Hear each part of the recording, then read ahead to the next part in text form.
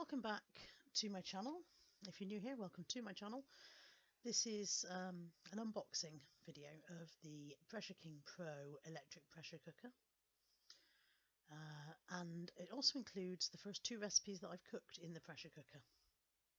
So what you can see here is my friend Ali hacking away at the box viciously with a sharp kitchen knife. Not the recommended method for unboxing things, children at home. Don't try this. Excuse me. The Pressure King Pro, I bought the black one, which retailed at around about £70. I think it's available in Argos. It's available from High Street TV as well. A lot of people seem to get them from there, but I got mine through the Little Woods catalogue. So I think they're fairly freely available all over the place. Quite difficult to get out of the box, as you can see. I had to give it quite a wiggle there.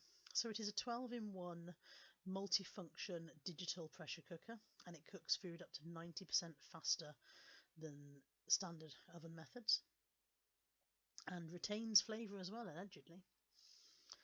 Inside the outer packaging we find a nice, there's your instruction sheets, and then we find a nice lump of polystyrene, which is currently cluttering up my work surface, because how do you get rid of polystyrene?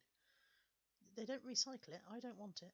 It's just standing there, really waiting for me to make a plan. Inside there is a lovely plastic bag, which I will most certainly reuse as a reseller, and both of those boxes, the outer box and the inner box, they'll be reused, so we're going to help the planet one way or another.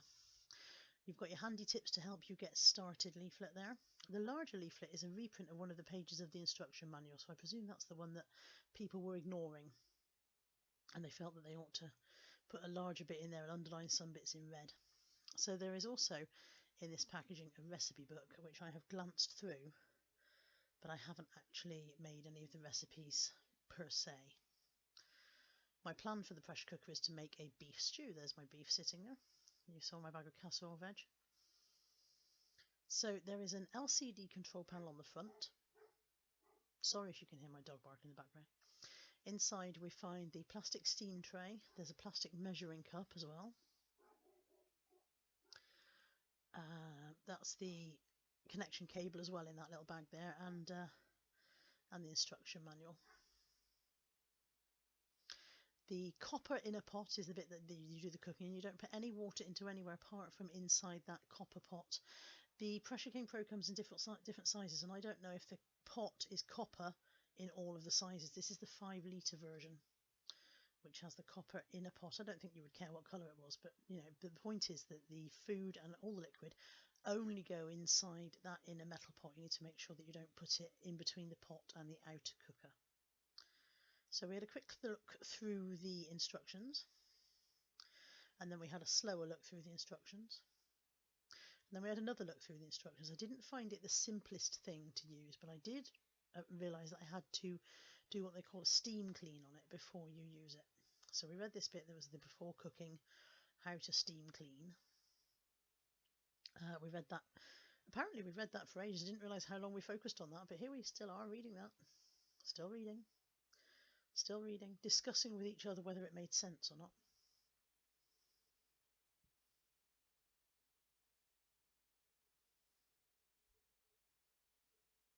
I must admit I was quite scared of the pressure cooker.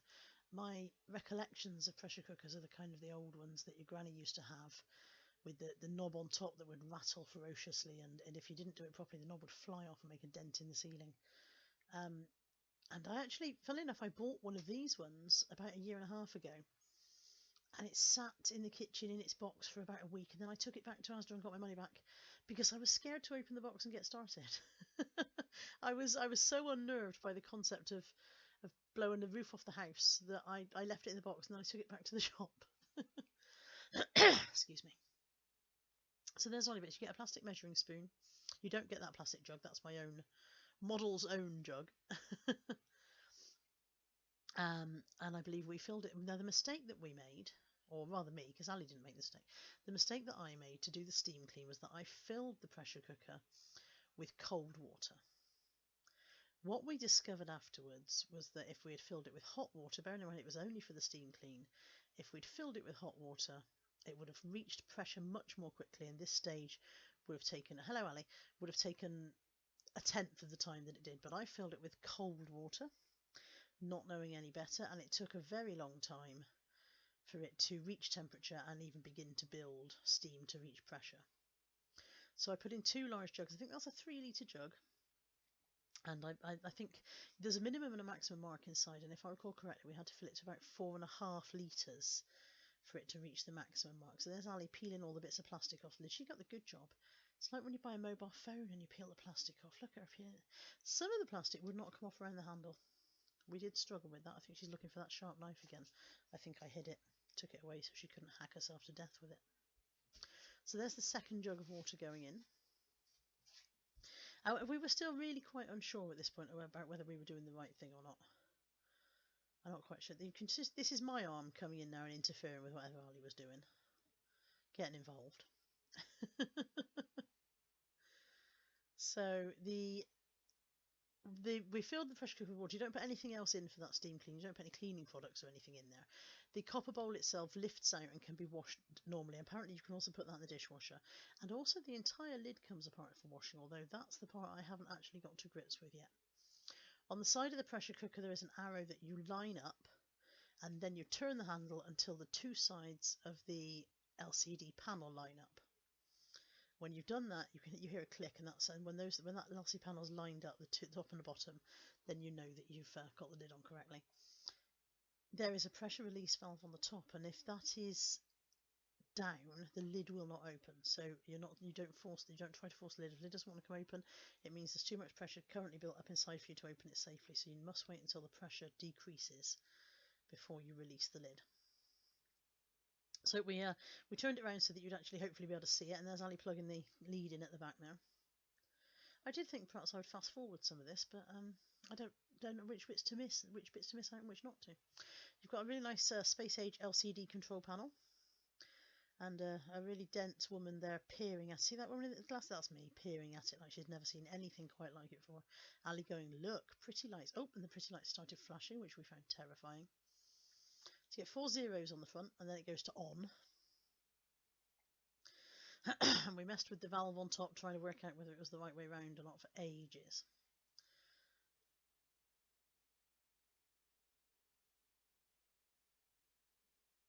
There's Ali messing with the valve. Still messing. 2 grown women, almost 100 years of life experience between us. And could we fathom whether we'd done this right or not? We absolutely could. It felt very loose. Apparently that is a part of the safety feature. It's designed to feel loose, so that it doesn't resist the pressure. The pressure is what makes the valve work, obviously, and it's designed to feel loose as part of the safety feature. So then we are peering at the LCD display and trying to work out what on earth it says. Here I am again, peering at the instruction booklet and wondering if we've done that part wrong.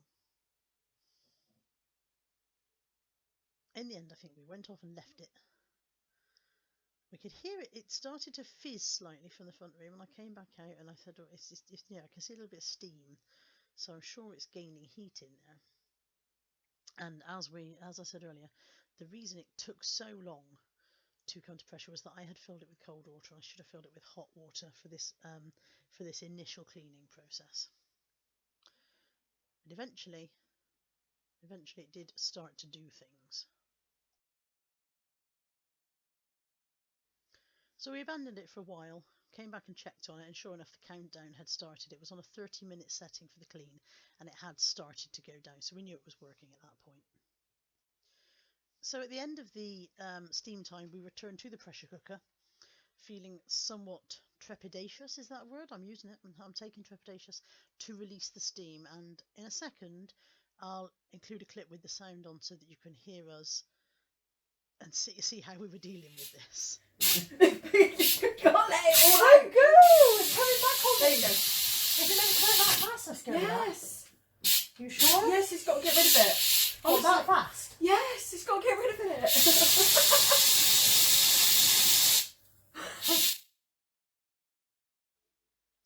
As you can see, we're not particularly feeling very brave at this point.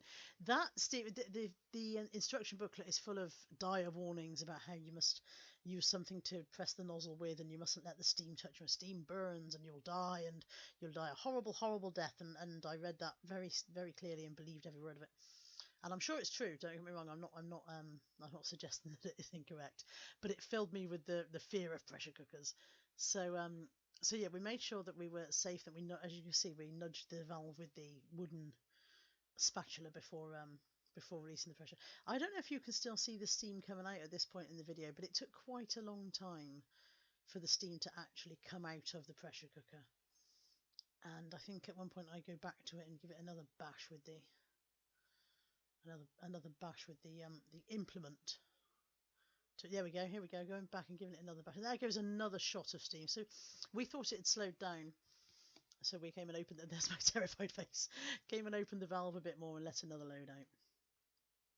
To the to the side of the valve, there's a little float thing that pops up when the pressure in the steam cooker has gone. When the pressure in the cooker has gone down, the steam valve pops up to let you know that it is now safe to open it.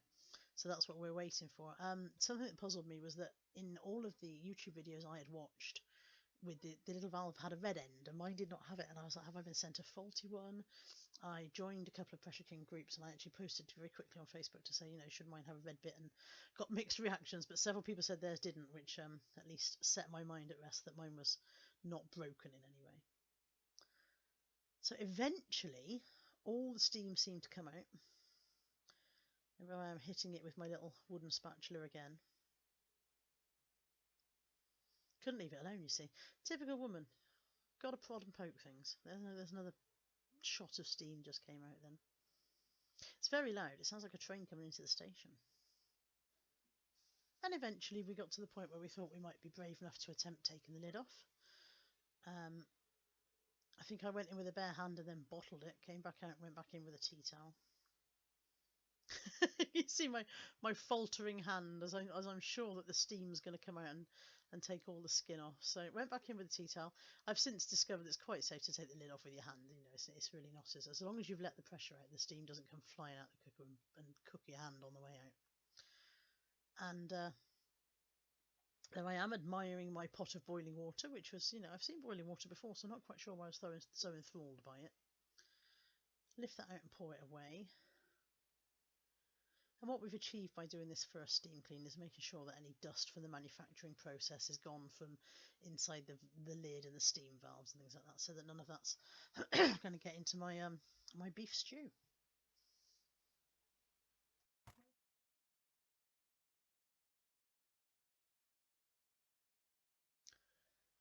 So having poured away that water, dried out the pot and popped it back in, I'm pouring in a little bit of oil. We're finding the browning function. Pouring in a little bit of vegetable oil. Using the label on the bottle on the way. Why does the label on the vegetable oil always fall off? And then I did wonder about whether to speed this video up. There I am with that sharp knife again. This is the same knife we opened the box with. This is a very hygienic video. Please don't cook like this at home. In with the diced beef. Out with the little bit of tissue that soaks up all the gunk.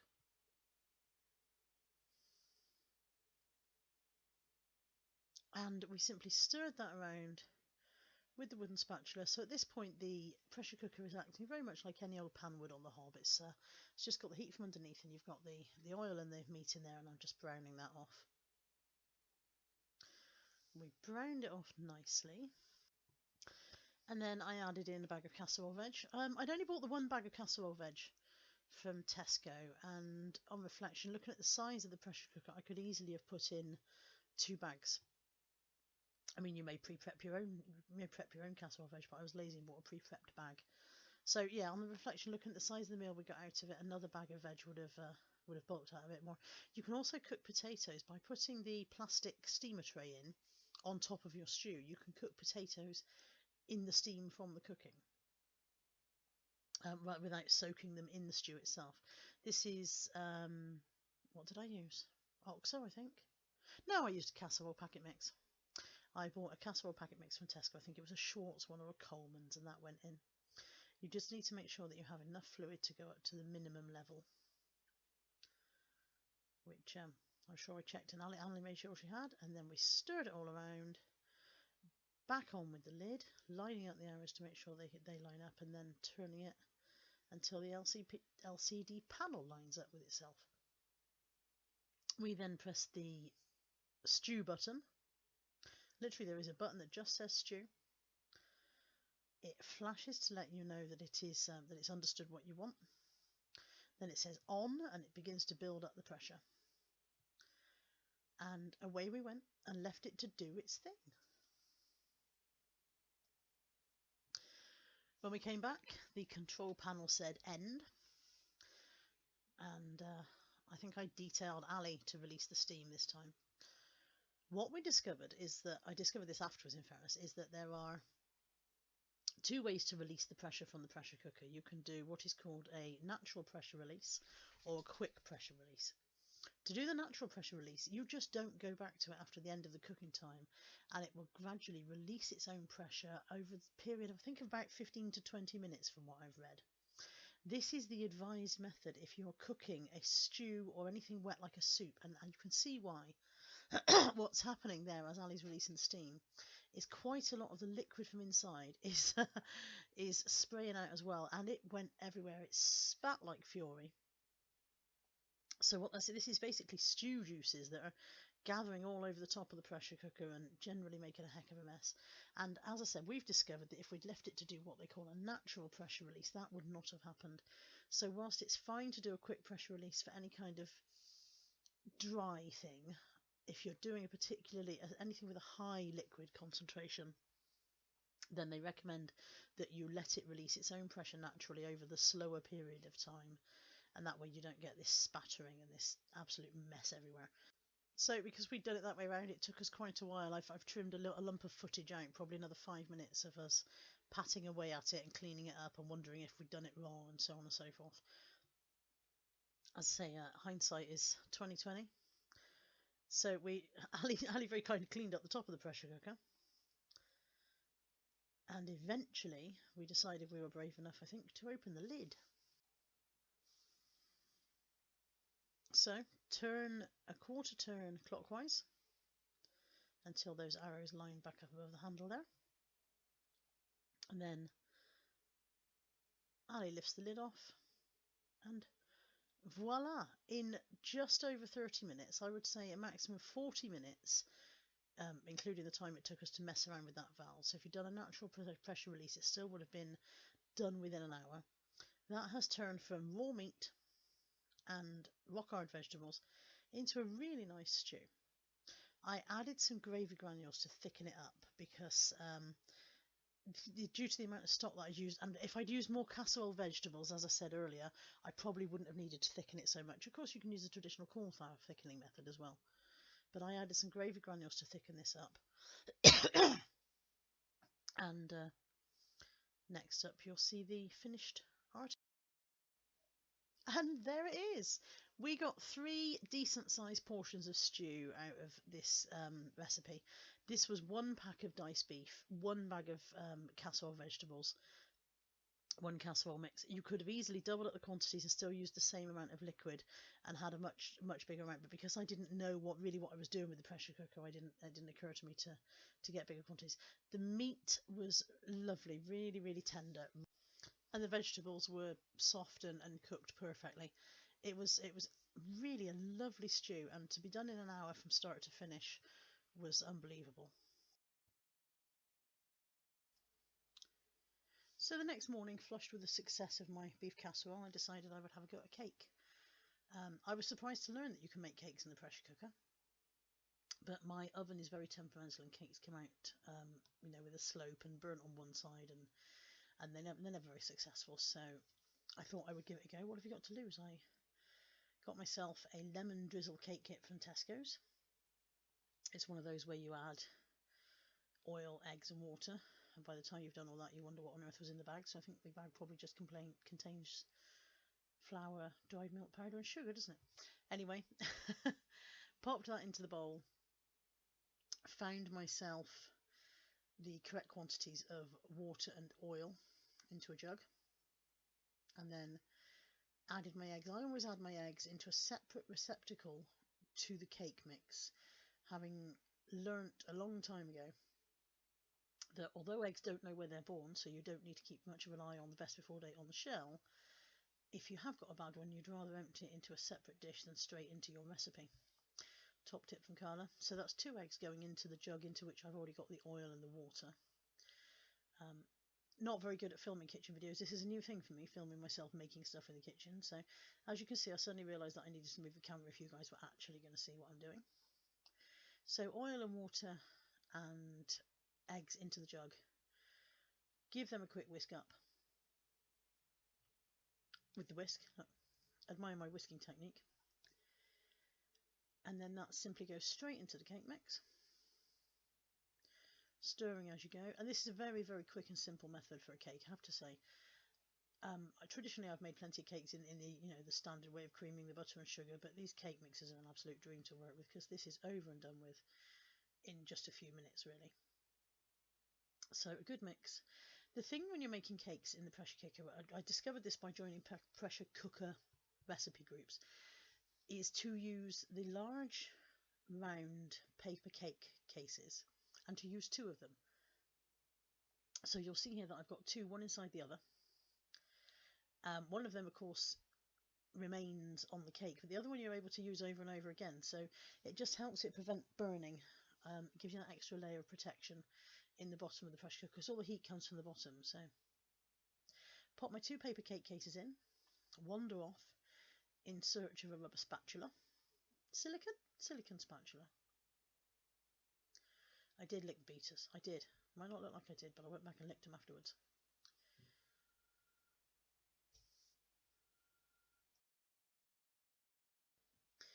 And then in goes the cake mix into the double liners that I showed you before.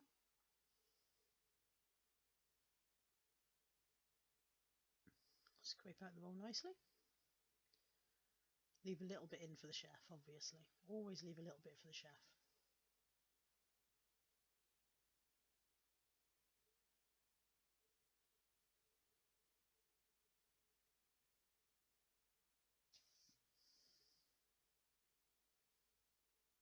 And then we pop the lid back on.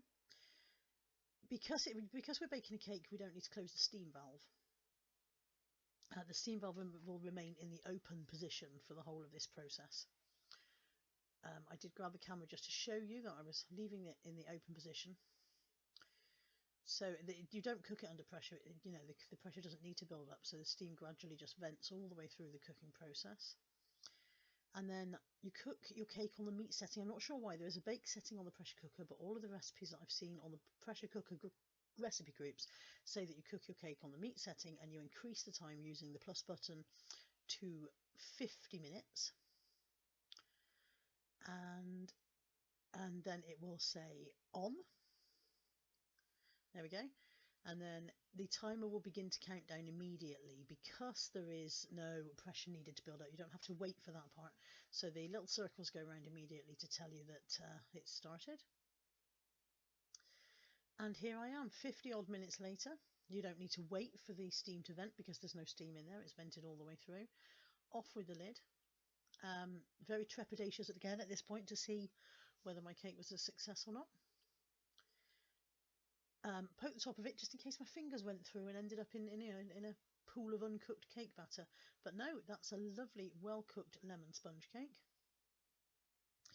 The pot is extremely hot. The copper inner pot is hot, so you make sure you take that out with a cloth. And find your cooling rack.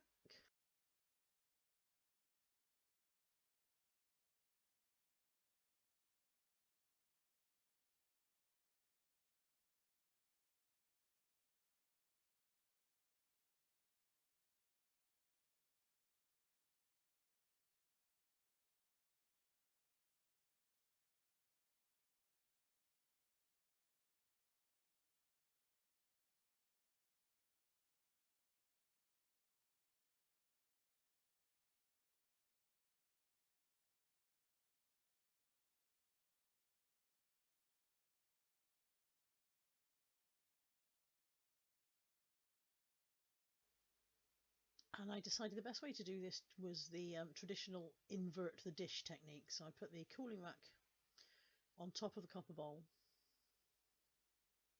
Eventually, I don't know what I was doing in the meantime. Put the cooling rack on top of the copper bowl. Use the tea towel still to grasp the edges because remember that's still quite warm. Flip it upside down. slide the tea towel out, use the tea towel again to lift the bowl off. And there's that secondary paper cake case that, as you can see, I'm now able to use again for next time. So it's not really as wasteful as it sounds to use 2 each time, because you're really only still going to use the 1. I thought it looked a bit scorched. When I was glancing at it through the paper, I thought that looks a bit well done there, but as it happened, it was absolutely fine. I flipped it back over, pressed it again to make sure that it was done in the middle, and then peeled the paper cake casing back to allow it to cool nicely. And it really did, it came off beautifully. It was a lovely, really light and airy sponge cake. Really incredibly surprised by this. Much better than the results that I get when I cook a sponge in my oven. There's Molly, very interested in lemon cake. Yeah, Molly feels that lemon cake is definitely a substance dogs should know more about. And I got my drizzle mix. To make up the drizzle mix, I think you add water, if I recall correctly. So a few drops of water into there.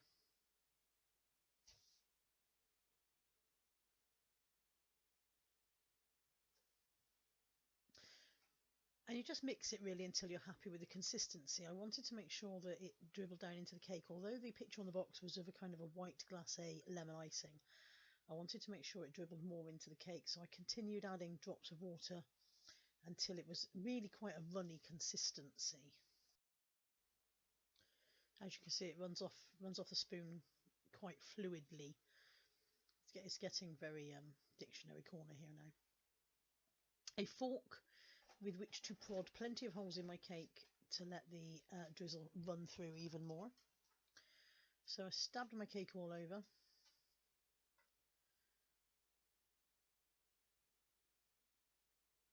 And then you proceed to pour the drizzle in. I just kind of went all over the surface of the cake, and I think at this point I added a few more drops. I decided it wasn't quite runny enough. Wandered off, added a few more drops of water. At this point it's easier to add drops off the ends of your fingers, so I held my fingers under the cold tap and then dripped that into the bowl from the ends of my fingers rather than trying to get